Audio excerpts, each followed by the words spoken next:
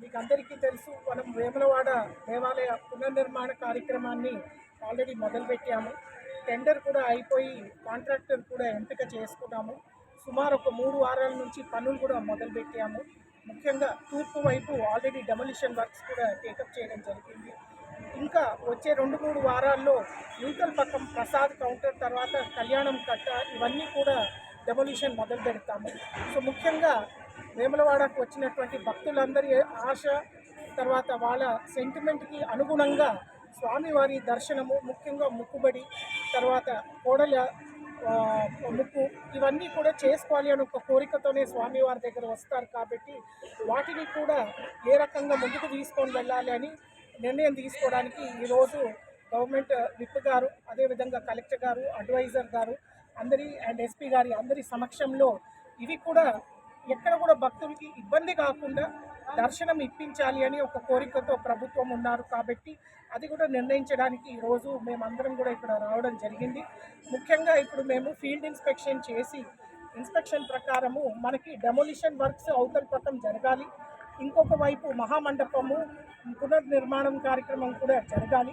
ఈ రెండింటి మధ్యలో దర్శనం అనేది మనకి దర్శన భాగ్యం కూడా మనం భక్తులకు ఇవ్వాలి. కాబట్టి ఇప్పుడు ఇక్కడ తూర్పు గోపురం దగ్గర రావి చెట్టు దగ్గర ఒక ఎల్ఈడి స్క్రీన్ పెట్టించి, అదేవిధంగా రథాన్ని పెట్టి, రథంలో స్వామివారు అమ్మవారు అందరినీ కూడా పెట్టించుకుంటూ దర్శనము భాగ్యము భక్తులందరికీ కల్పించాలి అనే ఆలోచనతో ఇప్పుడు ఇన్స్పెక్షన్ చేసి నిర్ణయం తీసుకుంటున్నాము.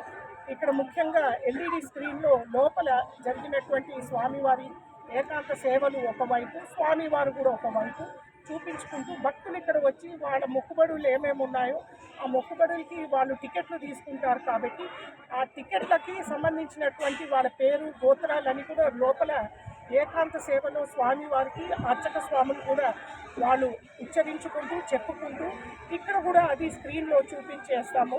అదేవిధంగా భక్తులందరూ కూడా స్వామివారిని ఇక్కడ దర్శించుకుంటూ వాళ్ళు తృప్తిపరచుకుంటూ వెళ్ళొచ్చు. ఇక్కడ నుంచి భీమేశ్వరాలయంలో కూడా అర్జిత సేవలు కూడా మేము పెట్టించాము.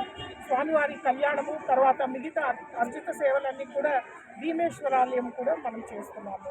సో అది కూడా సిద్ధ స్థాపన కాబట్టి చాలా ముఖ్యమైనటువంటి గుడి మన భీమేశ్వరాలయం. సో మిగతా సేవలన్నీ కూడా అటు షిఫ్ట్ చేసుకుంటూ ముఖ్యంగా స్వామివారి దర్శనం అనేది ఇక్కడ అందరికీ కూడా భక్తులకి ఎక్కడ ఇబ్బంది రాకుండా కలగాలి అనే ఒక కోరికతో ఈరోజు ఈ నిర్ణయాన్ని